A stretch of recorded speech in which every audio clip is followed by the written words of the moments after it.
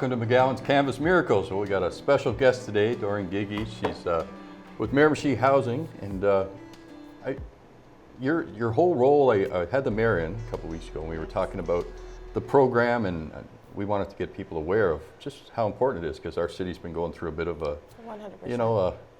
A battle back and forth with things going on. So we wanted to make sure people really understand what you guys do and the importance of it and 100%. how special it is. And you're the executive director, right? I am the executive director for the last 2 years. I've been with the organization, formerly known as Miramichi Youth House, for 5 years. I guess it was this past August was my 5-year anniversary.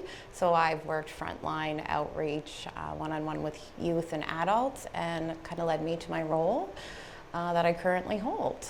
Sometimes people just need that space to give them a little bit of care. 100%. And we need programs, and we need situations, and people like yourselves that go out and spend that time in the community with getting to know them. 100%, and not seeing these individuals as outcasts. They're our friends. I was saying earlier that my fiance was in an accident last night, and one of my friends who I've worked with for quite a while had reached out to check on me. So that speaks volumes of Miramichi Housing Solutions. We go above and beyond, and we don't see people as numbers. These are our friends, real relationships. We sat with a lot of these folks during their darkest times, and they've sat with us during our darkest times. And I really wish that people would just give these folks a chance, treat them like humans, because they are humans and they're beautiful humans. And I get very emotional when I talk about it, because when you pour your heart and your soul into something like this and you see a lot of negative comments, it hurts deeply, and the team feels it, and our friends feel it. So I think that it's super important that we let the public know of all the beautiful things that we do every single day, and all of our programs and our amazing staff. And we have some really amazing board members at Miramichi Housing Solutions, so we're really fortunate that way. It's just that education piece that the community is missing. And Melissa, you'll get to meet Melissa after. She's my ride or die, as one would call it. She's incredible, and there's not many people left in this world with beautiful hearts, and I'm glad that we have so many beautiful hearts at Miramichi Housing Solutions. That's to awesome. Really help. Yeah. Well, what we're going to do is, the premise of the show is we usually do a painting. Yes. Nothing, no Michelangelo kind of stuff, but it's something just to ease the tension, because being on TV gets you all nervous and talking about the stuff you do. Yes, I'm really good at my job. I just don't like talking about my job very much. It's hard, right? It's very hard. We're going to take a little bit of water. I got to start off easy, so we're just going to paint the canvas with a little bit of water. Okay. How's that? Can't get any easier than that. The whole thing? Yeah, just get something around the top half, get it sort of smoothed out. Then we're going to take a little blue and white. Blue on one side of our brush, white on the other. Okay. And we're just going to, so we're not trying to paint clouds, we're not trying to put special circles. Michelangelo always said, the painting's over there, we're just moving the rubble out of the way. So we're going to scrub that blue and white around on the canvas, just like this, letting little patches of white sort of appear. Mine is not looking like yours. No, so see, you're going like this. Just scrub it on. Just scrub it on. Circles, Okay. yeah, just scrub some circles, leaving little patches of white showing up. Nothing hard, simple, easy. Just see what appears. So once we've got something, looks like kind of a blue and white mess out there. Now, so leave some of the white little patches. You're doing great. Nothing to it. I don't know why I'd say I'm doing So great. what, in an average day, so your morning starts, give us an example of a day in Miramichi Housing Solutions. I know they're all different, but just one, They're like all a different. more chaotic kind of day, and the struggles you go through. Well, when I'm able, I like to get to the office a little bit early, so I'm able to focus on my duties before all of the staff come in, I guess, and then check on all of the shelters. There's always a lot of negativity about belongings that are left behind, so we really try to make sure that we're cleaning up when we see things that shouldn't be around, bags, clothes, and then finding the people who the stuff belongs to and giving it back, making sure that our spaces are neat and tidy. So what is the goal? Our goal Yeah, is like to what- our goal is to get people in and out of the system as quickly as possible. So you provide services that help them get out and Yeah, get so- back on their feet and do the things that are. we do. So Make life better for them. I think I'll kind of go with our programs first, and Okay, it'll sure. paint Now a take better your picture. brush, clean it out in the water as you're talking. And then all you're going to do with that clean brush is paint diagonally across your canvas, start to smooth out some of those clouds, just like that. Just like that. Okay, so I'm going to start with our youth programming. So we have 2 specialized placements, and we have Miramichi Youth House.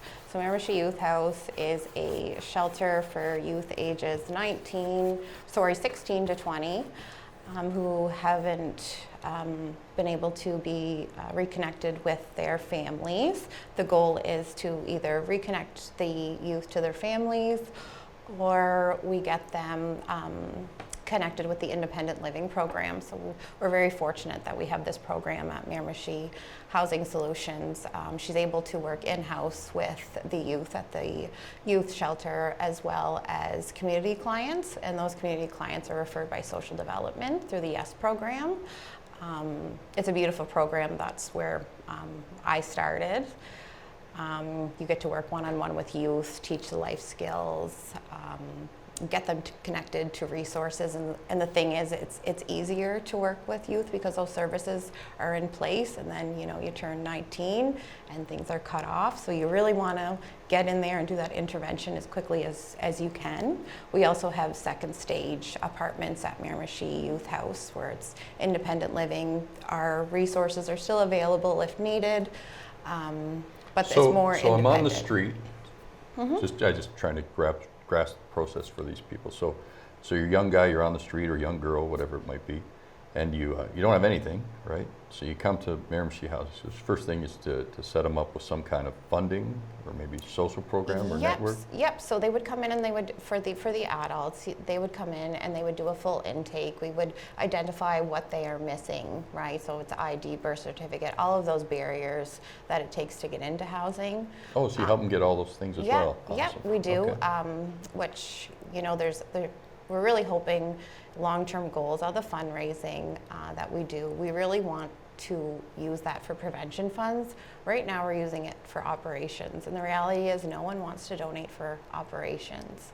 And I'm hoping that will change. We have a beautiful new location that I'll kind of get into in a little bit, and it's just going to be a beautiful place for people to heal, and it's going to be a community of its own that we welcome anyone. So we're really excited about that. So you were talking about the funding. So I'm assuming you have the federal, provincial, and We do. local funding. We do. It's just it's not enough. Of course not. No. It's never enough, and that's why we're really hoping that things should be funded the same way across the province. Just because we're a rural community, we are seeing large city numbers of individuals, and we can only do so much. And that's what leads to staff burnout, right? Because we have such amazing staff that want to go above and beyond, but it all comes down to funding, and it's hard to say that, but it's the truth. So I really hope that, there was a new task force announced with the province, so I'm anxious to see what that's going to bring, and I really hope that they work with service providers like Miramichi Housing Solutions. All the service providers that providing the service across the province are able to sit down and speak our truth, and we're the ones on the ground doing the work, and our voices are super important. We know what the people need, and the people who are utilizing the services, their voices need to be heard as well. Yes, we advocate, but it's important that they reach out to them. What do they need? Because they're the experts in that. They know what they need. So I think that's super important. So are you getting any sort of traction in that department with the MLAs and MPs? I think it's going in the right direction.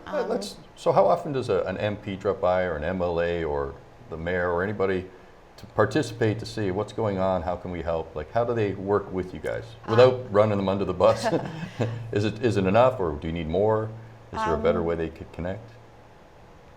I just want to say that our mayor and council have been amazing with Miramichi Housing Solutions. They have a part to play in this as well, and they show up for us. There's so many rumors that people are being bussed in, and that's simply not true. Yeah, we hear that a lot. All the time. And the reality is it's not true. We do get a few people here and there passing through, and it's called transient season. It's usually in the summer, and that's kind of why we're seeing the decrease in people downtown right now, because people are moving on. There was a time in the summer where we did have a few more extra folks than last year, and that's okay, because you know what? We have the services available, and our goal is to reconnect them with their own community. Right, because that's where their resources are, their family, their connections. Should be working together exactly. Between different organizations. And could you imagine? Just going to take a little bit of blue and orange on your brush.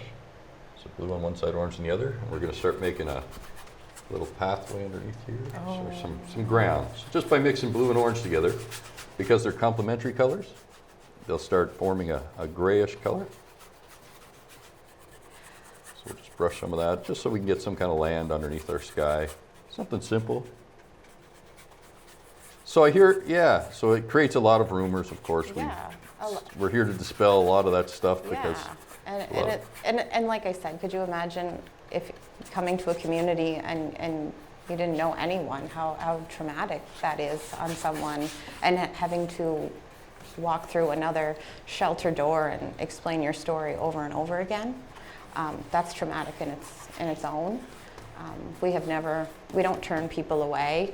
Even when our shelters are full, we try to at least make sure that all basic needs are met, and that we're connecting with other service providers, whether that's So what do they provide? Do they provide food? Do they provide clothing of some sort? All of it. Okay. So at our current shelter, which is located on Regina Street, we were very fortunate enough that we were able to have that unit for as long as we did, but we've outgrown the space. And when I mean outgrown, I don't mean the numbers, I mean the work. The work is getting harder. It's currently a 3-bedroom unit, so you have 3 to 4 staff there, plus 7 individuals nightly. Switch your brushes. More paint on that way. You can cover it up, fill it up just like this. Yeah. Here, what we'll do is we'll switch as we go. He's going to make mine prettier. Because it's more. I want to more hear your story than anything. I know. Yeah. That's pretty good so far. You're doing a great job. You're doing a great job. What time do you guys open in the morning? Oh, so it's a 24/7 operation. Oh, really? Yeah, so it's staffed 24/7. All of our locations are staffed 24/7. And that was another thing people have wondered. If we were staffed, we are always staffed. Okay. We have So on-call procedures. How many staff do you have in Miramichi? So we have, throughout all of our programs with the adults and the youth, I would say roughly 60 to 80 employees. And then we have a team of, we call them senior leadership, so that would be myself and our managers and supervisors and outreach teams. I would say that there's 8 or 9 of us that are working hard behind the scenes, even not behind the scenes, doing everything that we can to advocate and support our staff. Our staff are exposed to a lot of secondhand trauma, and people forget that affects the staff as much as it does, and that affects us. And like I said, this isn't a 9-to-5 job. So you have a lot of turnover, I'd imagine. Not in the last year, we haven't, Okay. but it's really, you need to be present for your staff. You need to make sure that you're there for your staff. This isn't an easy job. We don't get pensions. Well, most of the people that come across, you're pretty dedicated to this job and making a difference, right? Very, and you have to be. You have to be. homelessness doesn't go away at 5 o'clock, it doesn't go away on the weekend, and it doesn't go away at 8 a.m. on a winter day. I always wonder about like the safety. So you have people at their homeless state, obviously you're going through, there's drugs and there's mental addictions and there's a lot of fear and a lot of stress and a lot of, just like everybody. So we have the same issues. So how do you guys deal with that? The people that are frustrated and hating life, and how does that affect you guys? That all comes down to trust, and trust takes time, a lot of time. When I spoke about the individual earlier, that took 2 years of building that relationship. And like I said, now he checks in on me.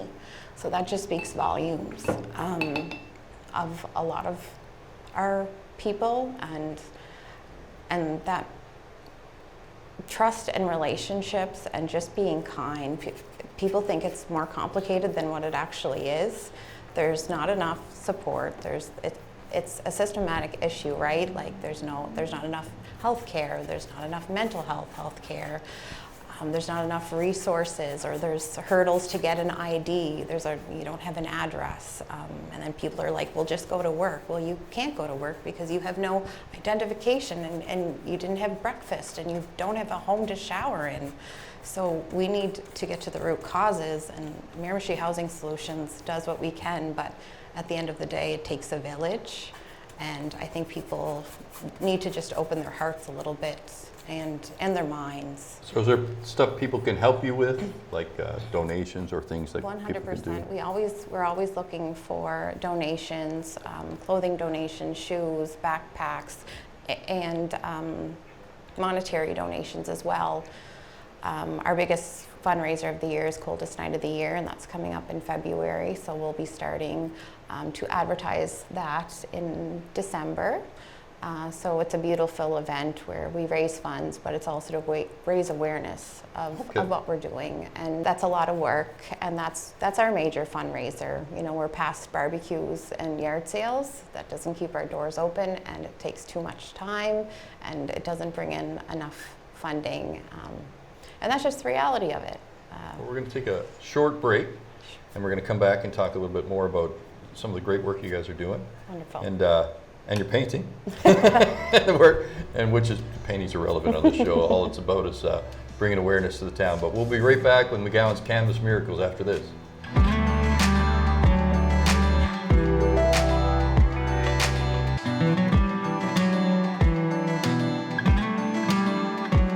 Well, welcome back to McGowan's Canvas Miracles. As always, we have great members of our community that are doing the important work and lifting up the people in our community. And we were talking earlier about some of the different things you give out and help out with people, but the main goal, especially with a name like Miramichi Housing Solutions, would be housing, right, and shelters. So let's talk a little bit about the shelters, and tell us about that and how that program works for our city. Yeah, so we're really excited. So in the next couple of weeks, we purchased 273 King George Highway. So that is going to be the new home of Miramichi Housing Solutions Adult Services. So with 273 King George Highway comes a 14-bed shelter with a accessible bedroom and bathroom, which is huge because we have never had anything that would be accessible for someone in a wheelchair for our program. So, that's a big win for us. We're excited about that we will be able to create a barrier-free living environment.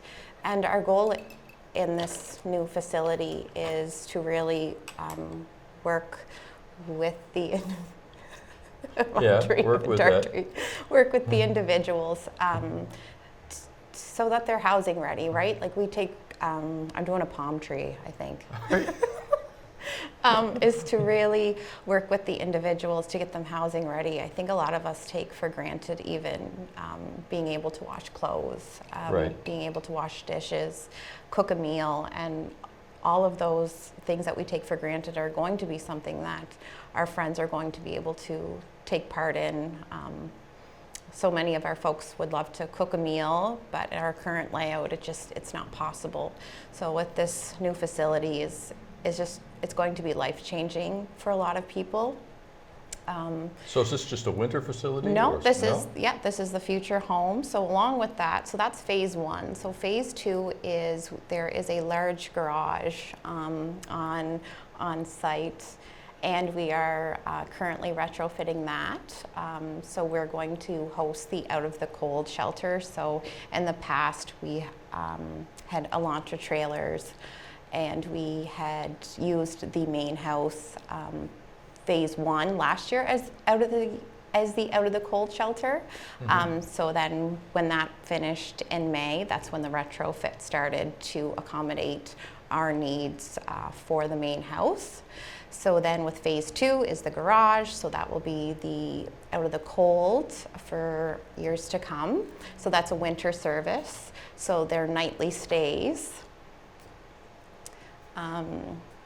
Yeah. And also, we were very fortunate that we were able to secure some federal funds through Health Canada, in partnership with the City of Miramichi, is the community hub, which is currently at the Chatters, the former Chatters location. So we just rent an office at this location, and that's just temporary until our new facility is open, which is looking like the 1st of December. So we'll be able to have all of our services under Now, one roof. You wanted to dispel some of those rumors that Yeah. all those apartments were connected to you and all that. Yeah, and that's Has nothing to simply do with what you guys that's do, right? simply not the case, Rob. We just rent an office, and that's our home base for our outreach. So we have some case managers on site. We have some health and housing navigators on site as well.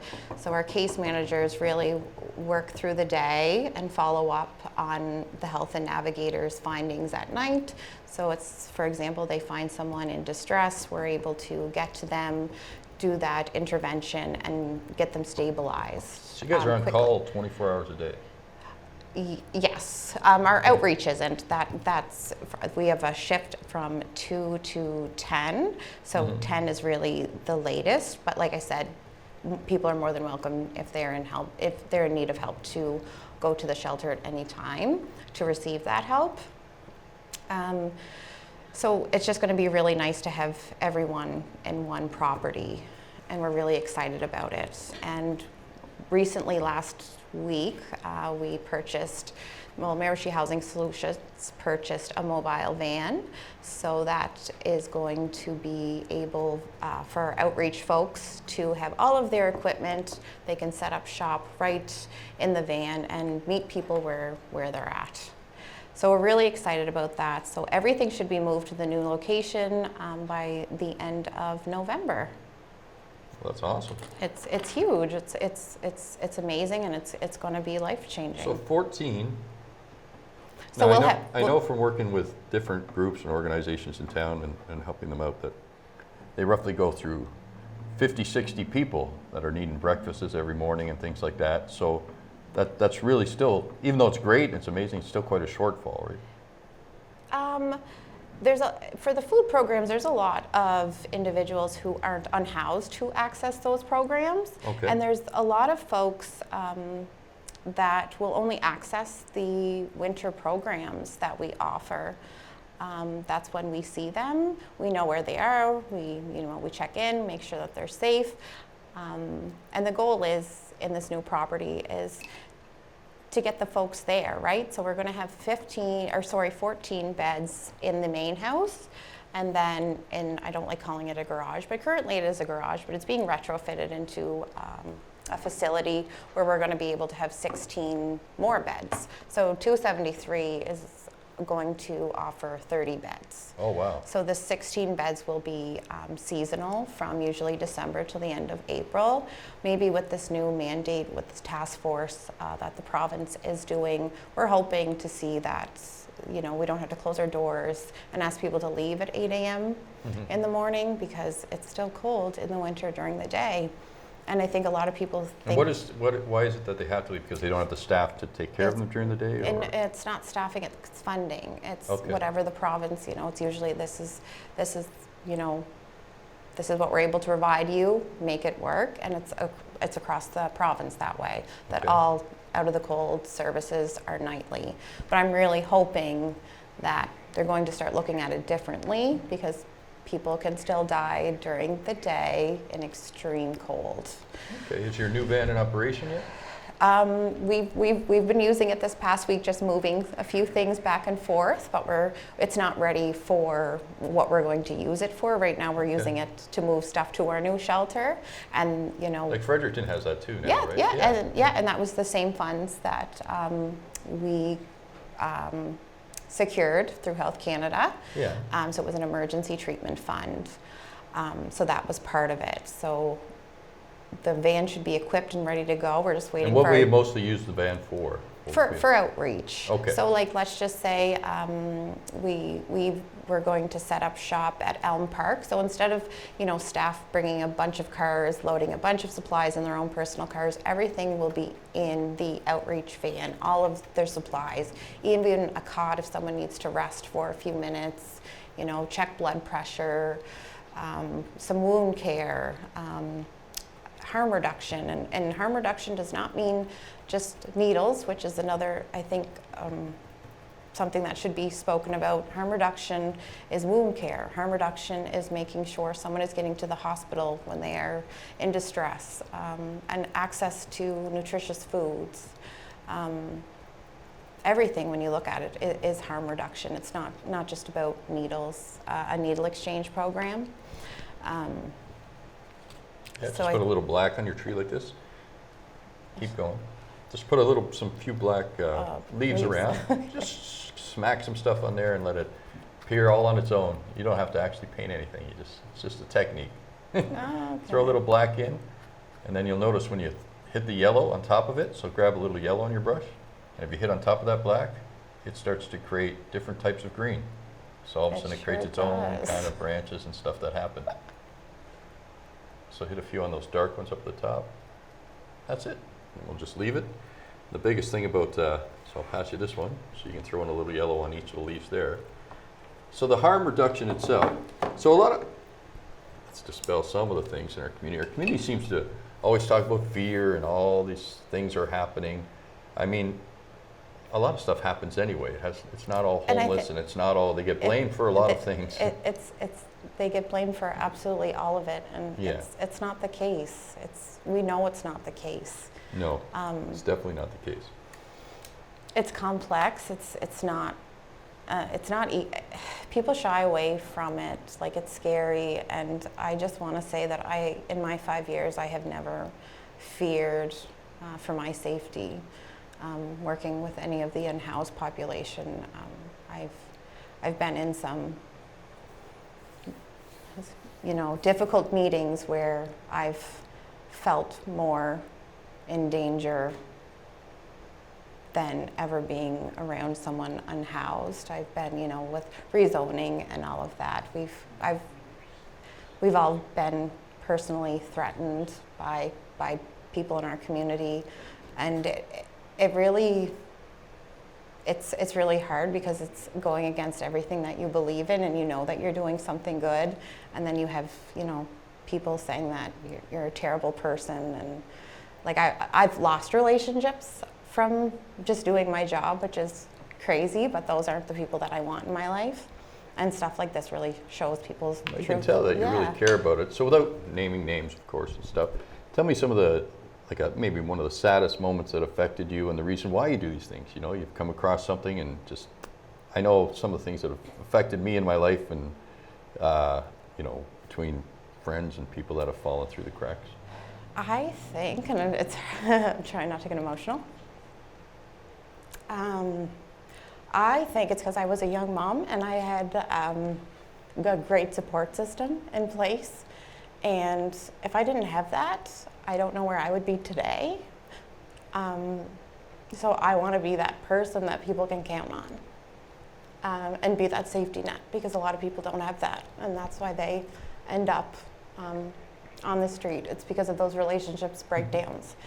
So that's why I do what I do, is I just want to show up for people. And like I said, it's not complicated. Show up, be kind, just listen to what people have to say. and don't fear people. And I understand that that's hard for people because the outside looking in, it can be scary. I don't see anything scary about a shopping bag or a shopping cart. I see someone that needs help. I think that's the best answer I've ever heard about that. So we're going to take this brush. Now you're getting me emotional. It's got a little black and yellow on it. We're going to touch around the bottom of the trees just to put a few of these leaves maybe fell down here and there. So we just touch a little yellow and black. Just touch a bit around the bottom of the tree. No, that's the middle of the tree. That's okay, get that around the bottom. That's okay. I don't think I could sell this picture, but you never know. Oh, you'd be surprised. I've seen some pretty contemporary things in the gallery that are questionable, so we don't know. You never know. And you never know. It's all about, it's a metaphor. Painting is a metaphor. It's about expressing ourselves in ways and telling a story, just like life. And people are telling their own stories out there. And that's what's missing too. Our team want to get to that point where we're able to share stories, but nothing happens overnight. And I think that we've moved mountains in this last couple years, and I don't think any of our team just sat back and said, you know, we're doing good things. And I think that's important in the line of work that we're in, is to just kind of step back and realize we are doing everything that we can, and we have come such a long way. How long have you been doing this? When did you get started? My current role, it's been 2 years, but I've been with the organization for 5 years. Okay.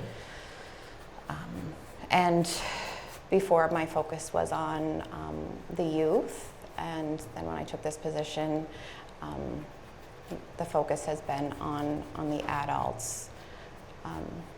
And I this morning, before we came here, we got to see one of our residents off. He got into a specialized care home.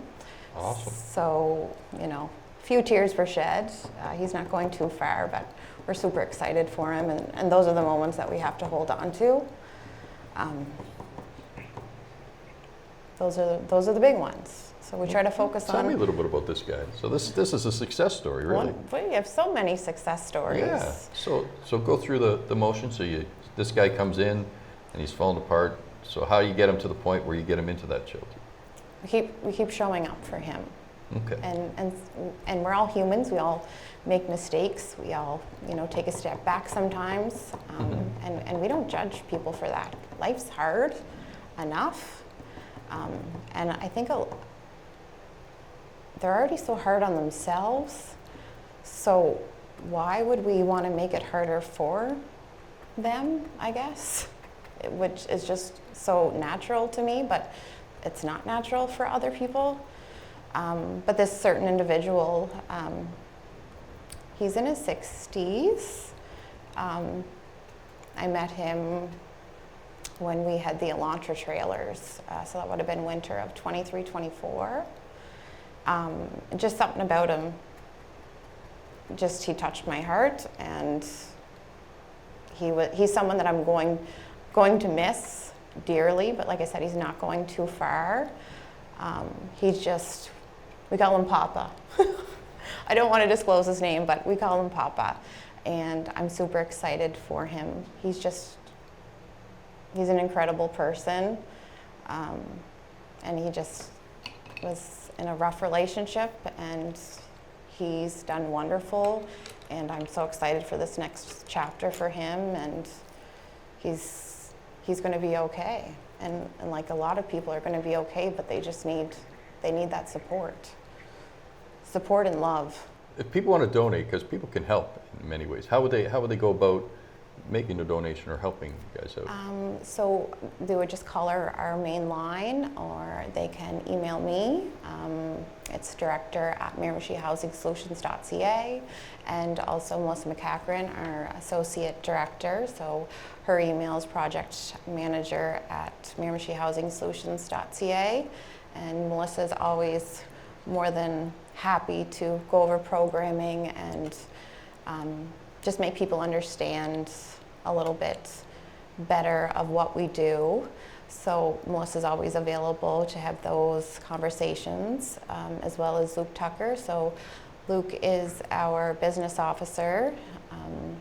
He's in office and he takes care of us. So he's always available in the office as well, and myself. Like I said, I gave my email. And another thing is just stopping in currently our community hub is at the former Chatters location, and the girls and guys are there from Monday to Friday. So go in, like just walk through the doors, and they'll meet you with open arms. Awesome. And then just That's follow great. our social media too, with the busy day-to-day operations that we do have. It's hard to keep people informed, but we realize how important that is, and we're really working internally to have better lines of communication, and letting people know what we're doing is huge. But like, people forget that yes, we do have 60 employees, but that they run the shelters, right? So they're frontline, they're working their rotations, and they're going home. So at the end of the day, there's a very small team of us who are doing everything behind the scenes. So it's hard to get to everyone. So That's I awesome. say just stop in. Well, just, we're gonna just stop now for break, and I want to thank you for talking with us for sure. Yes. And we'll be back more with McGowan's Canvas Miracles after this.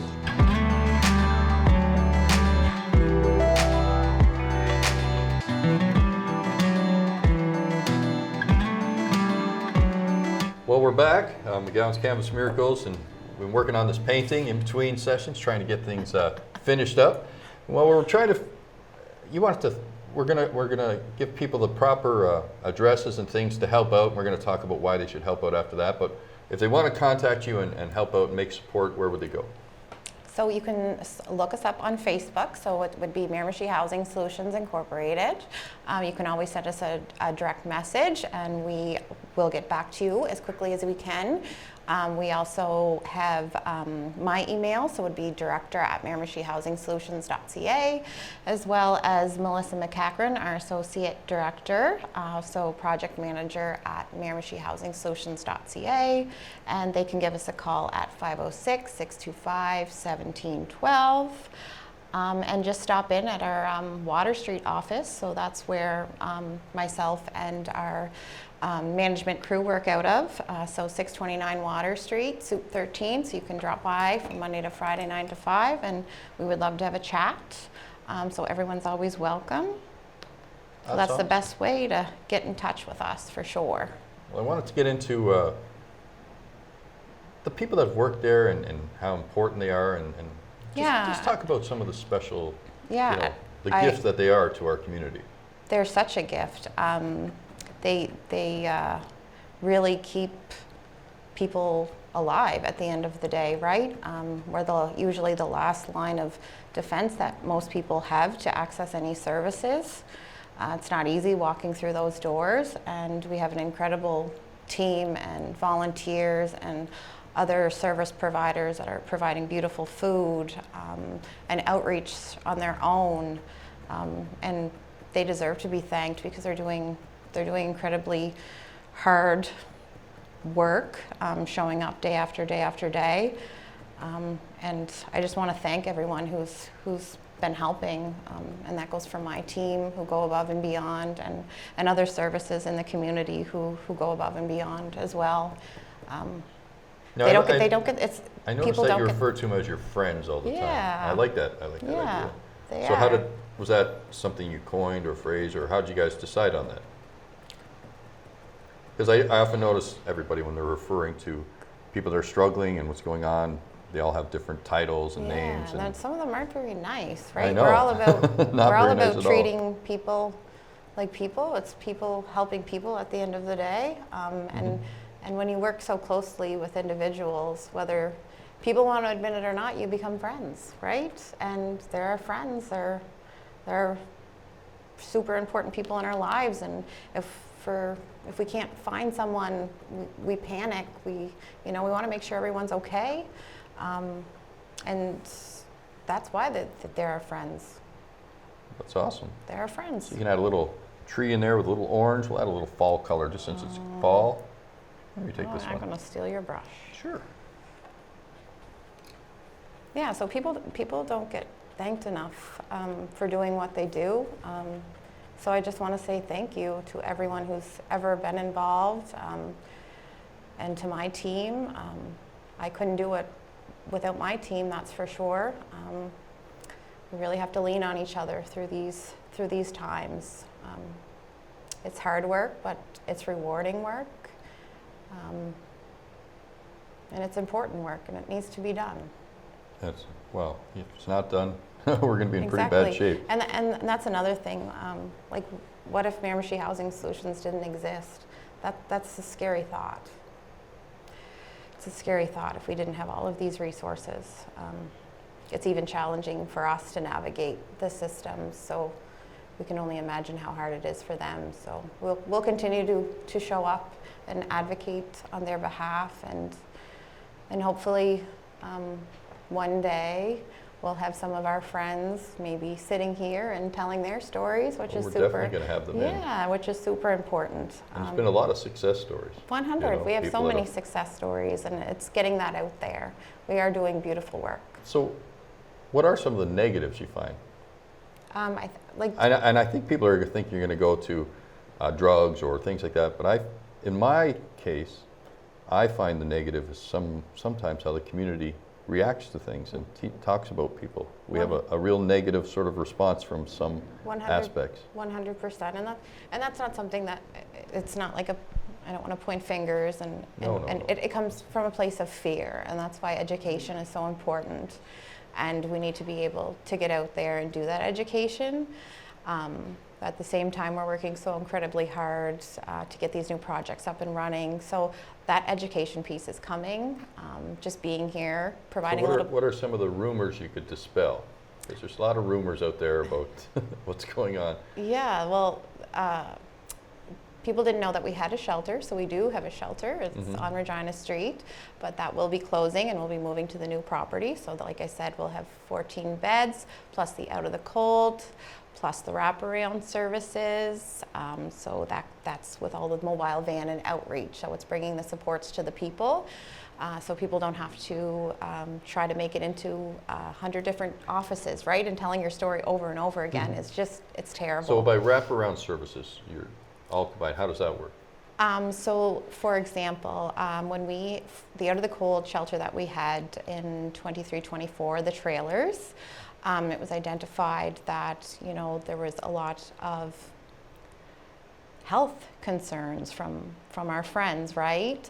So there was a group of individuals who worked really hard to get these clinics up and going, and we had public health, mental health, a registered nurse on site who had a direct contact with a doctor, and those happened every week, every Wednesday, and that carried over to the out of the cold at the 273 last year, and it is still going on at the AIDS NB clinic. So it just makes it so much easier for people to go in and access health care, have a mental health support right there, harm reduction supplies, and friendship. It's not an intimidating place to walk into. It's very informal. You go, you sit down, you have a coffee, and you wait to see the nurse, or maybe you're there just to get a coffee and a donut and say hi to a couple of our friends. And that's super important. So I really hope that this continues and it grows. We've saved limbs from those clinics, and there are beautiful people who show up week after week and even provide haircuts. So you guys have a nurse on your team? No, we don't. This was just like a partnership. Okay. So she is a lovely nurse. I won't go into names due to confidentiality, but just lovely group of people, and it's always the same people that are coming each week, the same professionals. Okay. And it's all about trust, right? So it's really working, and it's building that trust, and people are coming and they're getting help. So again, a nurse is somebody who's dedicated and helping, and because of their feeling towards helping. So it's starting to seem like this group of people is just people that are dedicated to making a difference in our city and impacting it. 100%, and providing vaccines and checking on wounds, and there's follow-up that we get from the nurse, that we're able to make sure that we're wrapping things correctly, or we're making sure that the medication gets picked up. It's really a village, and when I say it takes a village, it takes a village, and we have a really good village, and I just hope that our village continues to grow. And that's why I'm really excited about this new place. I do want people to come and visit and get involved. It's a very large property. We're going to need some people who are really good at landscaping, anything woodwork. Like we invite anyone. If you have a passion and you want to share that passion with others, we invite you to our new property and share your expertise with us and our friends, because they want to learn, and they like to stay busy, and we want to provide healthy things for people to stay busy and really work on their confidence and feel a part of something. Because right now I feel like a lot of people are feeling like outcasts, and this is going to be a beautiful opportunity for folks to feel included. The goal, I guess, is to get them to the point where they can move into. Yeah. So, working with them, working on those life skills, goals, with our housing navigator who works around the clock, searching any apartments, working with Housing New Brunswick, the case managers at social development. It's a lot to navigate, and she's got it down to a science, and she's doing incredible things. So we're able to house people, which is amazing. But there has to be more housing in order to house people too, and different sorts of housing, right?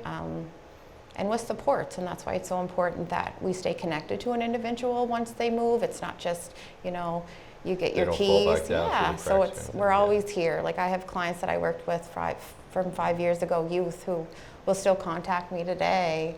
And I love catching up with them. So is there people who have gone through and gotten help that are helping with the program themselves now? 100%, 100%. And it's amazing. It's amazing to see, and they're the experts in it, right? So that peer support is super important. We're really fortunate. We're excited for the future of Miramichi Housing Solutions. We're going to be able to do even more things, and we're all together in one place, and that's important too. Now, I noticed that they seem to go from one side of town to the other side of town. Is it in Miramichi? There's more resources on one side? Is there a reason why they're in a certain area? They feel congregate safe together. Yeah, and I think if we're talking about the park, it's because people feel safe there, right? Yeah. A lot of our friends are targeted. For example, a fella yesterday, he didn't have shoes on, and someone took his shoes when he was sleeping. Like, our friends are targeted a lot for things that they don't do, and they're vulnerable and they're scared, and the park is safe. They feel safe there, and the resources are all in Newcastle. So with this new property, we're still close to everything, but we also have privacy, right? It's about protecting them as well. Like, that's the whole goal, is that they're protected and safe, and all of the resources are there. Because of course there's bad apples amongst every group, among our group, among their groups. And sometimes it's not people in their group, right? Like, sometimes, not sometimes, a lot of the times people prey on vulnerable people. And then they get the blame for it, and it's awful, and it's not right, and it needs to stop. And we do everything that we can to support. But like I said, people just open your hearts and your minds, and don't be scared. The shelter does have a big room where there's activities they could do in the new shelter? Yes. Okay. Yes. Well, maybe we can start an art program or do some work with that. We would love that, Rob. Do you have plans for activities now? Like what kinds of things? Are you Yeah, gonna like do we with have some, we have people lined up from the bank, so they'd be able to come in and provide, getting people set up with bank accounts. Some folks from, my mom sits on the garden club, and I know she's just dying to get down there to do some landscaping. So it's those groups, that they're the experts in it, and it's like let's get people doing good things, keeping their hands busy, learning new skills, and they teach us a lot of things as well. They've taught me more than any education that I've ever received is our friends. They teach me something new every single day. Well, they've Incredible. learned how to survive in Yes, the and worst of conditions. yeah, and they're trained. Like we have some people who have amazing education. It's life just didn't go the way it should have, and it happened so quickly, quickly than most people can realize. We've had last year at the Out of the Cold, we had a lady, her apartment flooded, and no rentals insurance and no family, so she stayed at the shelter pretty much every night for a good month. What's so scary about her, right? Like it's all the stigma that everyone is unhoused that is using, and it's not the case. And the resources need to be improved because there's none really. Like if we're being truthful, the resources in place, they're not enough, not half enough. We need so much more. We're dealing with things that need to be dealt with by professionals, and we reach out and it's like there's no beds. We'll see them in 3 months, and the thing is when someone wants to make that step, the resources have to be available in that moment. It's not call back in 3 weeks and see if there's a bed available.